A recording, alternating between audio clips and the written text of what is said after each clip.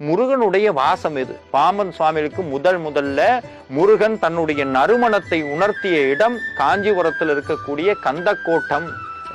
காஞ்சி காமாட்சி அம்மன் கோயில் ஒரு பக்கம், ஏகாம்பரேஸ்வரர் ஒரு பக்கம், முருகப்பெருமானுடைய கோவில் சென்டர்ல. இந்த கோவிலுக்கு போறதுக்கு பாம்பன் சுவாமிகளுக்கு தெரியல. உடனே அந்த பையன் வந்து சொல்றான், நீங்க அந்த கோவிலுக்கு போலையா, வாங்க நான் கூட்டிட்டு போறேன்னு அவ்வளவு ஹைட்டு, நத்தி நிறைய விபூதி கூட போயிட்டே இருக்கிற. இவருக்கு ட்ரெயினுக்கு லேட் ஆச்சு, அடுத்த ஊருக்கு போனோம். கோயிலுக்குள்ள போனாரோ இல்லையோ, கொஞ்ச நேரத்துக்கு மேல அந்த பையனை காணும். உன்னை தொட்டு ஆற தழுவி முருகா நீதாங்கிற உணராம விட்டுட்டேன்னு அழுகிறார். உள்ளுக்குள்ள அசரீரி கேட்குது, உன்னோடு நான் இருப்பதற்கு சான்றாக என்னுடைய நறுமணம் எப்போதும் உங்கூட இருக்குங்கிறார்.